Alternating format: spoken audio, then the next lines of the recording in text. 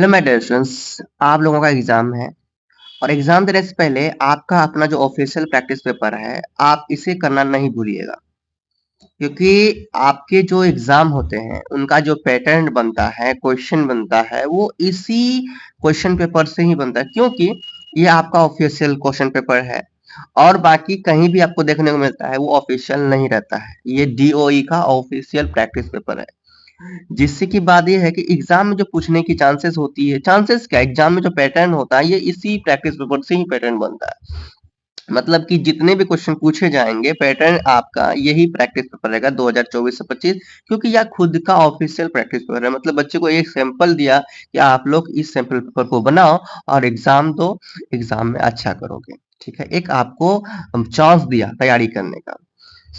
आप इस practice paper को जल्दी से प्रिपेयर कर लीजिए, आपके पास बहुत ही कम समय है। चलिए, आपने एक देख लिया। अब यहाँ पर देखिए आपको जो 3 घंटे मिलेंगे, 3 घंटे का समय मिलेगा। बच्चे बहुत मैथ्स में और इंग्लिश में फेल करते हैं, इसलिए थोड़ा ध्यान दीजिएगा। ठीक है? तो जल्दी से जल्दी ये प्रैक्टिस पेपर कंप्लीट कर लीजिए आप। तो आपका यहाँ कितने घंटे का समय है? 3 घंटे का समय है। अधिकतम जो मार्क्स यहाँ से मिलेंगे 80 मार्क्स मिलेंगे। ठीक है? प्रैक्टिस पेपर मतलब क्वेश्चन पेपर से आपको 80 मार्क्स मिलेंगे, 20 मार्क्स आपको मिलेंगे स्कूल से। चलिए, अब यहाँ पे देखिए आपके जो प्रश्न पत्र में जो खंड होंगे वो 5 खंड होंगे। है ना, अ ब स द और ई, इस तरह से आपका खंड होगा। ठीक है, और खंड में 20 बहुविकल्पी प्रश्न होंगे, यानी कि 1 नंबर का क्वेश्चन होगा 20। फिर आपको 2 नंबर का क्वेश्चन होगा, फिर 3 और 5 का, इस तरह से रहेगा। आप लोग यहाँ पर देख सकते हैं 5 लघु उत्तरी, 6 लघु उत्तर, 2। अब देखो SA1, SA2, इस तरह से देखा 4 दीर्घ उत्तरी, जिसमें 5 अंक आपको मिलेंगे। ये सब तो आप लोग जानते हैं, कोई दिक्कत नहीं है। ठीक है, चलिए हम लोग टाइम वेस्ट नहीं करते हुए हम लोग यानी कि क्वेश्चन पेपर को करते हैं। खंड अ, खंड ग को पहले करते हैं, यानी ऑब्जेक्टिव क्वेश्चन इसमें सबसे पहले इसको हम लोग करते हैं। देखो, पहला क्वेश्चन है, यदि किसी संख्या का दशमलव निरूपण अनवसानी अनावर्ती है तो वह संख्या क्या होगा? अगर दशमलव निरूपण अनवसानी हो, अनावर्ती हो, तो वह संख्या अपरिमेय में चला जाता है। किस में जाता है? अपरिमेय में। आप लोग मिला लो। ठीक है, अगर अगर वो कट जाता है, डेसिमल शांत हो जाता है ना, अनवसानी नहीं होता, तो वो परिमेय हम लोग उससे बोलते हैं। यदि एक समद्विबाहु त्रिभुज का जो परिमाप है वो है 180 सेंटीमीटर, तो इसका क्षेत्रफल क्या होगा? तो इसको मैंने सॉल्यूशन किया है, वहां पे आपको देखना है। अब यहाँ पे देखिए,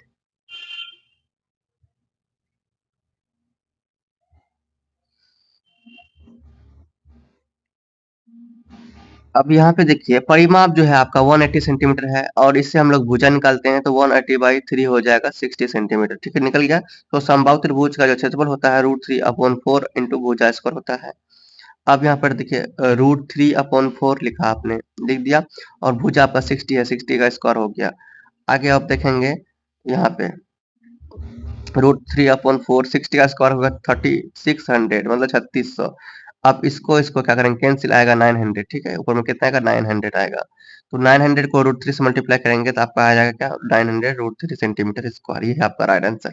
ओके, चलिए हम नेक्स्ट क्वेश्चन देखते हैं। अब आप लोग यहाँ पर क्या कीजिए, आंसर को मिला लीजिए। ठीक है, 900 √3 सेंटीमीटर स्क्वायर यही आया था। नेक्स्ट क्वेश्चन देखते हैं। नेक्स्ट क्वेश्चन क्या है? 30 है ना, क्या है?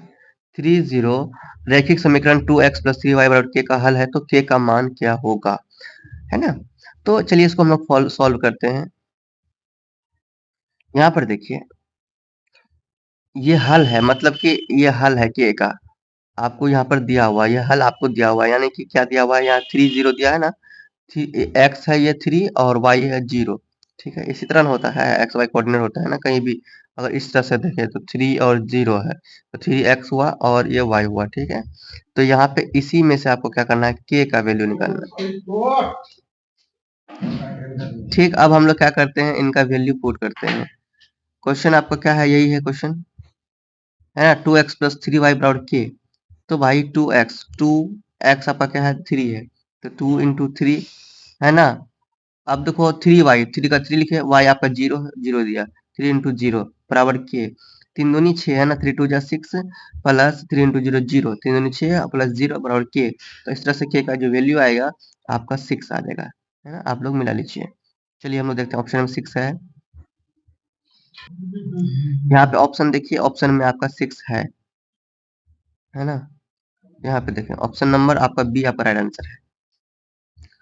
नेक्स्ट है 4 नंबर, चित्र ओ वृत्त का केंद्र है और कोण एडीसी का माप क्या होगा, आपको ये निकालना है। ऐसे तो आप चाहें तो इसे यहीं पे कर सकते हैं, है ना। कोण एडीसी कह रहा है, कोण एडीसी मतलब इसका इसका मान आपको मांग रहा है, इसका मान, ठीक है। और यहाँ पे आपको पहले से ये दिया है, तो कहीं भी वृत्त पे अगर केंद्र पे कहीं भी एंगल बनता है, उसका ये जो दूसरा एंगल जो होता है उसका आधा बनता है, ठीक है। अब मान के चलो यहाँ पे देखो,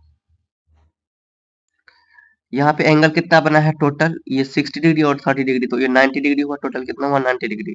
तो इसका हाफ यहाँ सामने में बनेगा, ठीक है। कहीं भी साइड में बनेगा तो इसी का सेंटर का ही हाफ बनेगा। तो यहाँ 90 डिग्री अगर बना है तो इसका अगर कोने में बन रहा है तो वो बनेगा हाफ इसका। तो 90 का अगर हाफ किया जाए, है ना, अगर हाफ किया जाए तो आपका 45 आता है। कितना आता है 45 डिग्री। 45 ऑप्शन नंबर सी आपका राइट आंसर है। चलिए हम लोग इसका सॉल्यूशन भी दिखा देता हूँ कैसे बनता है। सॉल्यूशन लिखना है तो इसी प्रकार आप लिखेंगे, हाफ कोण ए ओ सी बराबर, है ना, कोण सी डी ए। कोण ए ओ सी क्या हुआ वहां देख लीजिएगा, कोण ए ओ सी क्या है मिला लीजिएगा। और ये आपका कितना था 90 डिग्री, ए ओ सी आपका कितना 90 डिग्री था, है ना, क्योंकि वहां पे जो इस तरह से था ऊपर में, तो यहाँ पे ऐसे जो बना था, एक ऐसे था, तो दोनों मिला के 90 डिग्री था। ऐसे ना था रे, ये 90 डिग्री था, ठीक है, समझ में आ गया। तो ये 90 डिग्री बराबर एडीसी होगा, कौन एडीसी ही चाहिए। अब इसको काटेंगे तो 45 डिग्री तो निकल जाएगा, आप लोग देख लीजिए मिला लीजिए। चलिए हम लोग नेक्स्ट क्वेश्चन देखते हैं। नेक्स्ट क्वेश्चन क्या है देखिए, एक गोलार्ध का कुल सतह क्षेत्रफल इतना है, गोलार्ध का कुल क्षेत्रफल कितना है, इतना है, तो गोलार्ध का व्यास क्या होगा, चलिए हम लोग निकालते हैं। अब यहाँ पे देखिए गोलार्ध का क्षेत्रफल होता है, गोलार्ध का क्षेत्रफल जो इतना दिया हुआ है और इसका जो क्षेत्रफल होता है 3 पाई आर स्क्वायर होता है। तो 3 पाई, पाई का मान हम लोग देते हैं 22/7 गुना आर स्क्वायर, पता नहीं आर स्क्वायर हम लोग निकालेंगे। और ये जितना था उतना हमने लिख लिया यहाँ पे। अब ऊपर में क्या किया है हमने, 3 × 22 मतलब 3 गुना 22 गुना आर स्क्वायर लिख दिया, और अपॉन या 7 मल्टीप्लाई में ऊपर गुना ऊपर कर लेते हैं हम लोग, ठीक है, तीनों हम लोग मल्टीप्लाई कर लेते हैं, 3 गुना 22 गुना आर स्क्वायर कर लिया, बटे दिया ने अपॉन दिया और 7 दिया। और यहाँ पे 4158 है तो 4158 लिख दिया एज इट इज। अब क्रॉस मल्टीप्लिकेशन गुना हुआ है, कुछ नहीं तो 1 है, यहाँ कुछ नहीं तो 1 है, क्रॉस मल्टीप्लिकेशन गुना कर लिए। तो क्रॉस मल्टीप्लिकेशन गुना किए तो ये 3 × 22 × आर स्क्वायर हो गया, यहाँ पे 3 × 22 आर स्क्वायर बराबर 4158 इंटू 7 हो जाएगा, ठीक है, 415 इंटू 7 यहाँ लिख दिया। आगे प्रोसेस में क्या हुआ, आर स्क्वायर को यहीं छोड़ दिया और बाकी ये दोनों को नीचे भेज दिया, ठीक है, यहाँ देखो नीचे है ना भेजा हुआ। अब आगे काट कूट किया गया है, तो 3 से आप काटोगे, 3 से आप काटोगे ये आएगा 1386 बार में ये कट जाएगा, ठीक है। उसके बाद फिर इसको काटोगे तो ये 693 बार में कटेगा, कितने बार में 693 बार में। किसको काटोगे, ये 3 से आपने काटा इसको, कितना बार में कटा 600 इतना बार में। 3 से नहीं काटा, 3 से सबसे पहले तो इसको काटा था, फिर से बता दूं, 3 से काटा इसको 1386 बार में, अब इसको 2 से काटा तो इसका आधा होगा 693, ठीक है, इतना हो जाएगा 693। अब मिला लीजिएगा। अब 11 से कट गया 693 63 बार में। तो इस तरह से आप देख लोगे, 63 इंटू 7 को मल्टीप्लाई करोगे आपका आ जाएगा आर स्क्वायर, है ना, बराबर इतना। तो आर का वैल्यू निकालेंगे तो √141 हो गया। 441 का जो स्क्वायर रूट होता है मतलब वर्गमूल होता है वो होता है 21, आप देख लीजिएगा, ठीक है, 21 सेंटीमीटर, क्योंकि 21 का ही स्क्वायर होता है 441, ठीक है। त्रिज्या आपका आया है कितना, त्रिज्या आया है 21 सेंटीमीटर, तो व्यास निकल जाएगा, व्यास का तो 2 इंटू आर होता है, 2 इंटू त्रिज्या होता है, तो 2 इंटू त्रिज्या आपका कितना 21 है, 2 गुना 21 कितना 42 मतलब 42, ये आपका राइट आंसर है। ओके चलिए देखते हैं ऑप्शन में कहाँ है, ऑप्शन में 42 यहाँ पे है, ये आपका राइट आंसर हो गया। आगे क्या है, बहुपद x² + 4x + 2 के शून्यकों की जो संख्या है, देखो इस तरह से जब स्क्वायर दिख रहा है ना तो शून्यकों की संख्या आपका 2 बनेगा।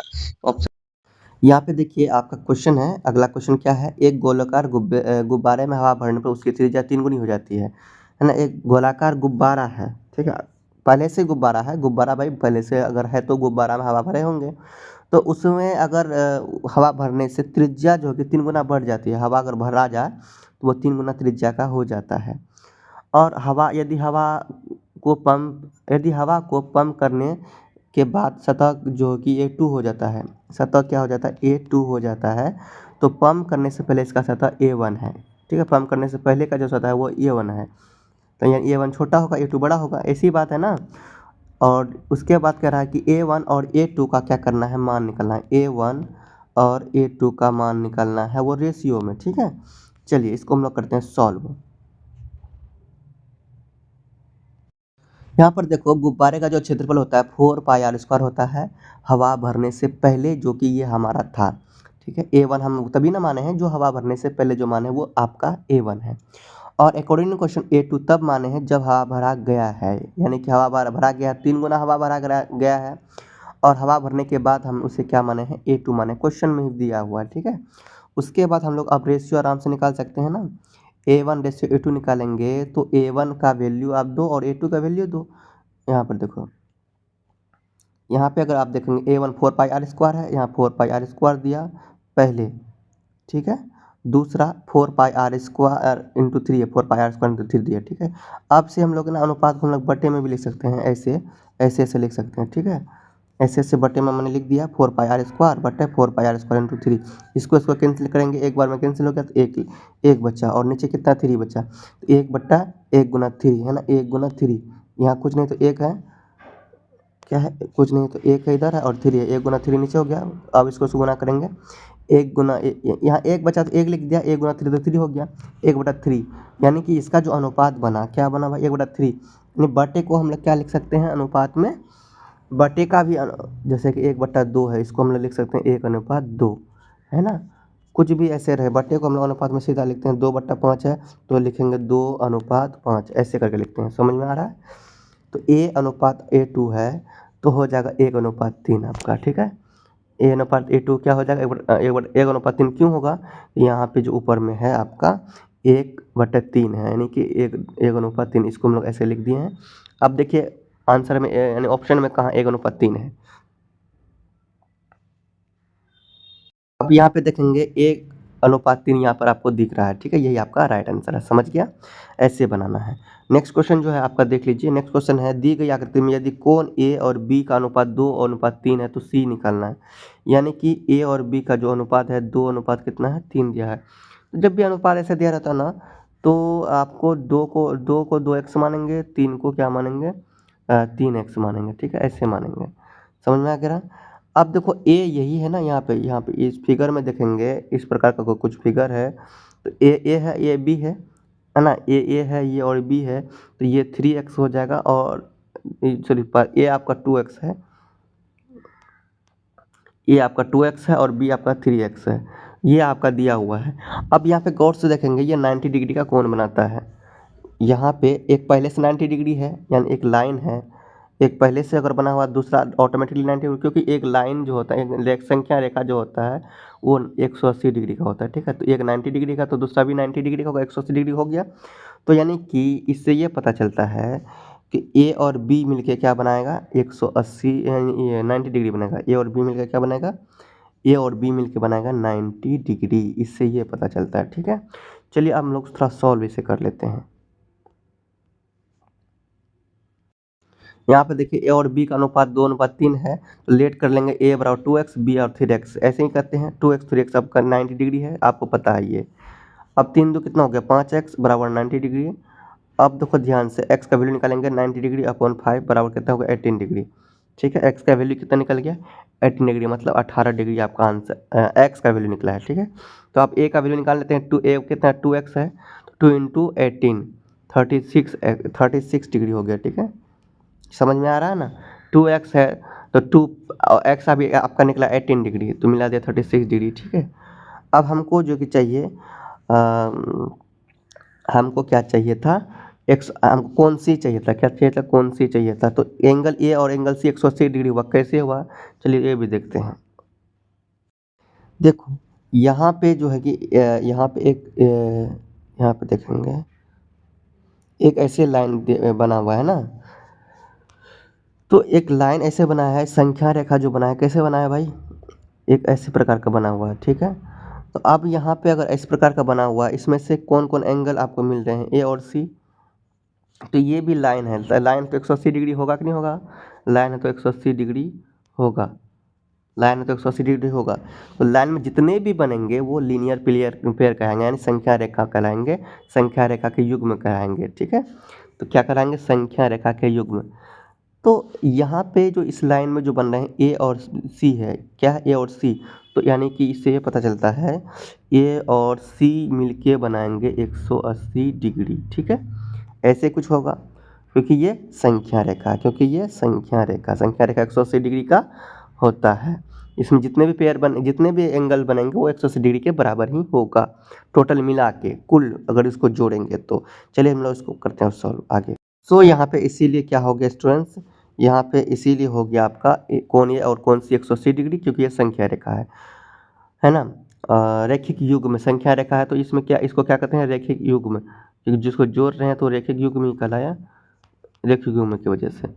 उसके बाद एंगल ए आपका 36 डिग्री है, एंगल सी आपको निकालना है बराबर 180 डिग्री हो गया, एंगल सी बराबर हो जाएगा 36 डिग्री, दूसरे साइड भेज दिया, 180 डिग्री में 36 डिग्री माइनस हो गया तो 144 डिग्री। एंगल सी आपका क्या आएगा, 100 यानी कौन सी कितना आएगा, 144 डिग्री, ये आपका राइट आंसर है। आप लोग देख लीजिए। अब यहाँ देखिए 144 डिग्री आपका राइट आंसर है कि नहीं, ये हो गया आपका राइट आंसर। अब देखिए क्वेश्चन नंबर 9, क्वेश्चन नंबर 9 है, वे कौन जो एक उभयनिष्ठ शीर्ष और एक उभयनिष्ठ भुजा को साझा करते हैं तो वो आसन्न कोण कहते हैं, ठीक है। ये तब समझ में आएगा जब इसका चैप्टर सही से करेंगे तो। चलिए अब नेक्स्ट क्लास एक ईयर में अच्छा से पढ़ाई करना। अब देखो क्वेश्चन नंबर 10 क्या है, 350 मीटर और 300 मीटर और 125 मीटर भुजा वाले एक त्रिकोणीय मैदान को कौन ये रुपया 2 प्रति वर्ग मीटर की दर से समतल करने की लागत है। कॉस्ट दिया हुआ है रुपया 2।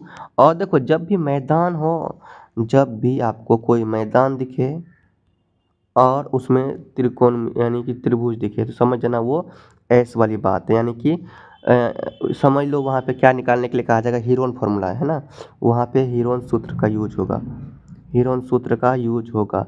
हीरोन सूत्र क्या होता है, रूट अंडर एस, अभी हम निकालते हैं उसको। तो इसमें से अगर आप देखेंगे ये ए है, ये बी है और ये सी है, ठीक है। चलिए इसको भी हम लोग सॉल्व करते हैं। कुछ इस प्रकार हीरोन का सूत्र है, एस बराबर हो गया ए प्लस बी प्लस सी बटा 2, ए ये है, बी ये है और सी है, ये लिख दिया। एस सब हीरोन का सूत्र में सबसे पहले हमको क्या निकालना पड़ता है, एस निकालना पड़ता है। तो एस निकालने के लिए क्या करना पड़ता है, ए प्लस बी प्लस सी बटा 2 करना पड़ता है, ए बी और सी बटा 2 कर दिया, ठीक है। और ए बी सी जो भी है लिख दो, ए बी सी 325 300 और 125 है बटा 2 है, लिख दिया। इसको प्लस करेंगे 350 बटा 2, उसको काटेंगे तो आएगा 375, ठीक है। इतना समझ गया। अब फार्मूला लगाते हैं, हीरोन का जो क्षेत्रफल होता है क्या होता है, S into root under S into S plus S plus B S plus C. अब जो भी मान है, एस आपका 375 है, एस आपका 375 और ये आपका 325 है, तो यानी कि जो जैसा जैसा मान है वो मान आपने लिखा, ठीक है। 375 होना तो 325, 375 होना 300, 375 होना 125 आप लिख दिया। ए बी सी यहाँ शुरू वाला एस है, एस है, एस है, एस का वही रहेगा, ए बी सी आपने बस लिख दिया, माइनस कर दिया। अब यहाँ देखिए 375 का 300,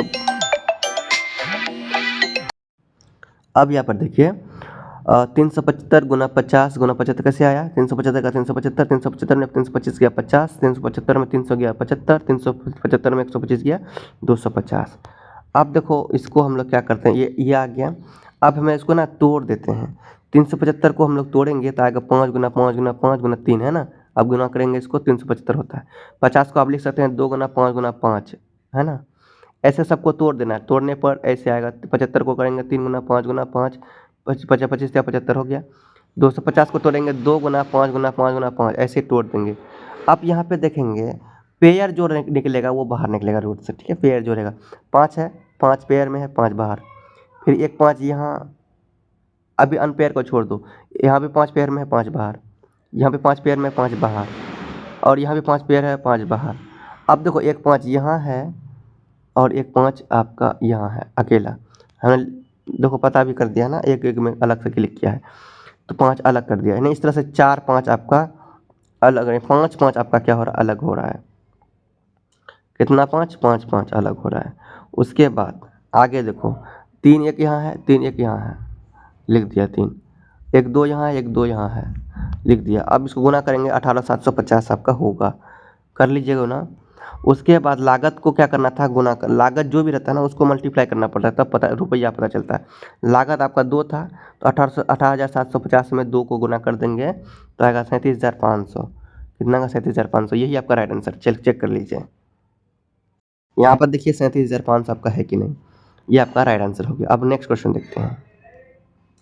नेक्स्ट है, यूक्लिड के अभिगृहित कथन को संतुष्ट नहीं करता है। जो चीज़ें एक ही चीज़ के बराबर हैं वे एक दूसरे के बराबर हैं। यदि बराबर को बराबर में जोड़ा जाए तो पूर्ण बराबर होते हैं। यदि बराबर में बराबर घटा दिया जाए तो शेषफल बराबर होते हैं। पूर्ण भाग से छोटा होता है।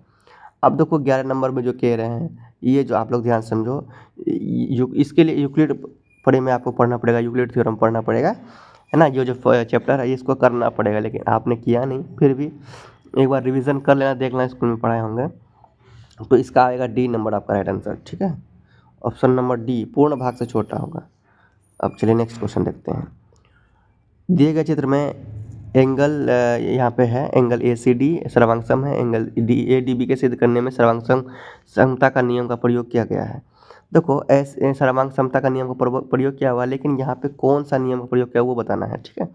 तो हमको सिद्ध तो करना नहीं, हमको सिर्फ नियम बताना है, कौन तो नियम, यानी कि सर्वांग सम का कौन नियम यहाँ पे लागू हुआ होगा। तो हमारे पास जो फिगर है, फिगर से हम लोग पता कर लेते हैं। देखो क्यों, फिगर में देखो यहाँ पर ध्यान से एक एंगल यहाँ पे आपका जो बराबर किया हुआ है, तो भाई एक एंगल निकल गया। दूसरा क्या, दूसरा यहाँ पे, और ये दोनों बराबर है ना, यानी कि जो इस तरह से आपका जो ट्रायंगल बना है, इस तरह से कोण बना है, इसमें से एक एंगल ये, एक एंगल ये बराबर होगा कि नहीं होगा। यहाँ पर देखो, यहाँ पे ये दोनों जो दिखा हुआ है ये बराबर है, यानी कि दो एंगल आपका बराबर हो गया। एक एंगल और एक एंगल, दो एंगल बराबर हो गया। और एक साइड इक्वल होगा, ये बीच वाला, ठीक है। बीच वाला दोनों साइड के लिए ये ऐसे बनेगा, और ये फिर से मैं बताऊँ, दो, ये तो आपका इक्वल है, ठीक है। साइड कैसे, एक साइड ये ऐसे करके ऐसे बनाएगा, फिर इसी साइड से ये ऐसे करके ऐसे बनाएगा। मतलब दो एंगल इक्वल है और एक साइड इक्वल है। इसका मतलब सी आपका राइट होगा, ए एस हो जाएगा, है ना। चलिए आगे।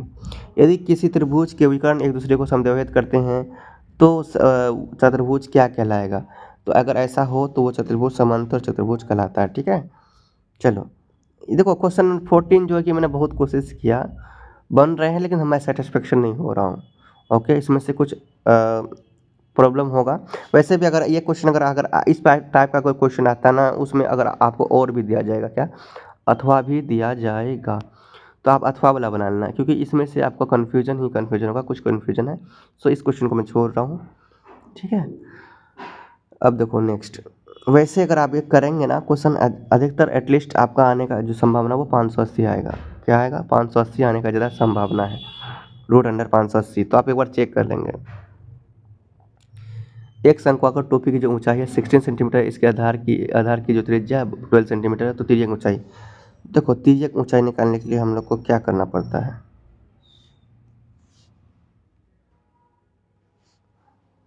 तिर्यक ऊंचाई के लिए देखो एल बराबर होता है root under H square plus R square, है ना। तिर्यक ऊंचाई को हम लोग एल ही कहते हैं।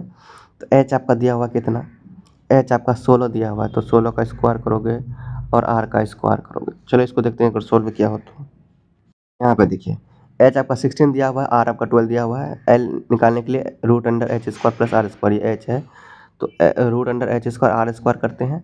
एच स्क्वायर 16 का स्क्वायर, आर स्क्वायर 12 का स्क्वायर, ठीक है। 16 का स्क्वायर 256, 12 का स्क्वायर 144, ठीक है। दोनों को प्लस करेंगे आप तो रूट अंडर 400, ठीक है, रूट अंडर 400। और इसका वर्गमूल निकलेगा, यानी कि स्क्वायर रूट निकलेगा 20 सेंटीमीटर। यही आपका आंसर है, एल ही निकालना था, यही आपका आंसर। चेक कर लीजिए एक बार। यहाँ पे देखिए, है ना, बी बी नंबर आपका राइट आंसर है, ठीक है। निम्नलिखित में कौन सा एक रैखिक बहुपद है। रैखिक बहुपद सिंपल वाला ही होता है, ऑप्शन नंबर सी, है ना। स्क्वायर स्क्वायर नहीं होता है। ओके, ये एक्स है और 5 है यहाँ पे, और ये कुछ होता तभी तो ये ऑप्शन नंबर सी आपका राइट आंसर है। वर्ग अंतराल में से 100 और 110 का वर्ग चिन्ह होगा। वर्ग अंतराल में, तो देखो वर्ग अंतराल हम लोग कैसे निकालते हैं, 100 है और 110 है, बटे 2 कर देंगे, ये वर्ग अंतराल निकलेगा, ठीक है। तो 210/2 यानी कि 105, है ना, यही होगा ना। तो 105 कहाँ है भाई, 105 आपका है यहाँ पे, बी नंबर राइट आंसर। एक समद्विबाहु त्रिभुज का आधार आपका क्या है 30 सेंटीमीटर, इसका क्षेत्रफल निकालना है। तो भाई इसका क्षेत्रफल जो कि देखो सिर्फ आधार दिया हुआ है, ऊंचाई दिया हुआ नहीं है, क्योंकि जो समद्विबाहु त्रिभुज का जो फॉर्मूला होता है 1/2 गुना आधार गुना ऊंचाई होता है, ठीक है। ऊंचाई नहीं दिया हुआ तो हम लोग आधार को ऊंचाई मान सकते हैं, 30 × 30 हो जाएगा, ठीक है। फॉर्मूला यही होता है। चलिए हम लोग देखते हैं। अब यहाँ देखो समद्विबाहु त्रिभुज का क्षेत्रफल होता है 1/2 गुना बी गुना एच, मतलब आधार गुना ऊंचाई, ठीक है, आधार गुना ऊंचाई। अब देखो एच आपको पता नहीं है, तो जब ऐसा कुछ हो समद्विबाही हो तो हम लोग बी को भी एच मान सकते हैं। तो 30 × 30 हो गया, इसको काटेंगे तो 15 आएगा, है ना। 2 और 31 15 × 2 30 हो गया, 15 आ गया, ठीक है। तो यहाँ 15 × 30 करते हैं, काटने के बाद आया 15 × 30, इसको काटेंगे तो 450 सेंटीमीटर स्क्वायर ये आ जाएगा। यही आपका आंसर है। ओके, चेक कर लीजिए एक बार। यहाँ पर देखेंगे 450 सेंटीमीटर है, दिख रहा है, ये ऑप्शन नंबर डी आपका राइट आंसर है। चलिए अब अभिकथन वाला आया है। अभिकथन यदि ए बराबर 35 डिग्री है, बी बराबर 145 डिग्री है, मतलब 145 डिग्री है, तो ए और बी का कोनों का एक रेखा युग्म बनाते हैं। हाँ सही बात है, सही बात है। क्योंकि देखो ए और बी को जोड़ोगे 180 डिग्री होगा। 180 डिग्री क्या होता है रेखा युग्म, ए और बी को आप जोड़ोगे, है ना। यानी कि 35 डिग्री है एक, दूसरा है 145 डिग्री। आप इसको जोड़ेंगे तो 180 डिग्री तो होता है। ये बात आपने, यानी कि ये जो अभिकथन है वो सही है। कारण देखो कोनों के एक रेखा युग्म का योग सदैव 180 डिग्री होता है। देखो देख लिया ना, यानी कि इसको जो जोड़े, इसको जोड़ने पर आपका 180 डिग्री आया, और एक रेखिक जो युग्म होता है 180 डिग्री होता है। यानी कि दोनों बात सही कह रहा है, नहीं अभिकथन और कारण दोनों सही है। तो ऑप्शन में चेक करते हैं, अभिकथन और कारण दोनों सही है, और कारण अभिकथन सही वाक्य, हाँ यही आपका राइट है, ऑप्शन नंबर ए आपका राइट है। नेक्स्ट क्वेश्चन देखो, अभिकथन यदि x बराबर 1 है, बहुपद 2x² प्लस kx माइनस 12 का शून्य बराबर k बराबर 10 है। तो कारण यदि x बराबर बहुपद है, x बराबर बहुपद p x a बराबर बहुपद f x का शून्य है, तो f माइनस a बराबर 0 होंगे। x बराबर 0 f नहीं, f a बराबर 0 नहीं होगा। यानी कि अभिकथन और कारण अलग है। यहाँ पे जब आपने यहाँ पे देखा क्या x बराबर 1 है, तो इसका k का जो वैल्यू निकला वो कितना निकला, 10 निकला है। उसको सॉल्व करेंगे तो ठीक है, तो 10 निकल रहा है। तो इसमें से अगर आप x बराबर a है तो f a, x के जगह a डालोगे ना, f a बराबर आपको शून्य क्यों बता रहा है, अगर माइनस भी a रहेगा तो शून्य नहीं हो, तो f माइनस a बराबर f a बराबर आपका जब शून्य नहीं हो सकता तो f माइनस a बराबर शून्य क्यों होगा, एक तो बात का मतलब। तो यानी कि बात किया जाए, ये दोनों अगर बात करें, दोनों के दोनों मान लेते सही हैं, लेकिन ये और इसकी सही व्याख्या नहीं है। अभिकथन सही है लेकिन कारण गलत है। तो यानी कि जो समझ में आ रहा है क्या कह रहे हैं, ये क्वेश्चन अलग बात कह रहा है और कारण इसका सही जवाब नहीं दे रहा है। समझ में आ गया, ये अलग बात कह रहा है और ये अलग बात कह रहा है। अभिकथन सही है लेकिन कारण अभिकथन की सही व्याख्या नहीं किया है, इसीलिए अभिकथन सही और कारण, लेकिन कारण गलत है। ऑप्शन नंबर सी आपका राइट आंसर हो जाएगा, ठीक है। इस तरह से मैंने आपको खंड आपका कंप्लीट कर दिया, खंड आपका क्या हो गया, कंप्लीट कर दिया। स्टूडेंट्स आज मेरे पास थोड़ा सा टाइम की बहुत ही कमी है और आपका एग्ज़ाम भी है। आप लोग क्या करें, अगर प्रैक्टिस पेपर चाहिए तो आप कमेंट कीजिएगा सर मुझे प्रैक्टिस पेपर चाहिए। वैसे भी आप ऑफिशियल वेबसाइट पर गूगल नेट में चेक करेंगे DOE के, तो वहाँ आपको मिल जाएंगे, ठीक है। वहाँ से आप प्रैक्टिस पेपर ले लीजिएगा। और यूट्यूब में भी बहुत सारे वीडियोज़ बने हैं, कोशिश कीजिए जल्दी आप कर लीजिए, या आपसे खुद से हो या आपके पास क्वेश्चन आंसर बना हुआ हो पहले का ही, आप प्रैक्टिस कीजिए, किसी तरह से आपका हो जाएगा। मुझे अगर टाइम मिलेगा तो मैं आपका नेक्स्ट पार्ट बना दूंगा जल्दी ही, अगर टाइम मिले तो। तब तक आप लोग क्या करते, प्रैक्टिस कीजिए एग्ज़ाम देने के लिए। और यूट्यूब में भी बना हुआ है, आप लोग खोजेंगे यूट्यूब में बना हुआ है। अगर फिर भी कोई प्रॉब्लम हो तो आप लोग कमेंट कीजिए। इंस्टा में आप मुझसे बात कर सकते हैं। तो स्टूडेंट्स आप लोग थोड़ा सपोर्ट कीजिए मेरा, तभी तो मैं आगे बढ़ूँगा। मैं अब तो बोर्ड में पढ़ाने चाहता हूँ, तो सपोर्ट कीजिए तभी मैं आगे बढ़ूँगा, तभी मैं कुछ कर पाऊँगा। ओके स्टूडेंट्स, तो इस वीडियो में हम लोग इतना ही रखते हैं। आप लोग एग्जाम दीजिए, बेस्ट ऑफ लक, मिलते हैं नेक्स्ट वीडियो में। तब तक के लिए बाय। जेंट्स प्लस स्टूडेंट्स बोलो प्रेम से रहो, प्रेम से पढ़ो, प्रेम से बोलो।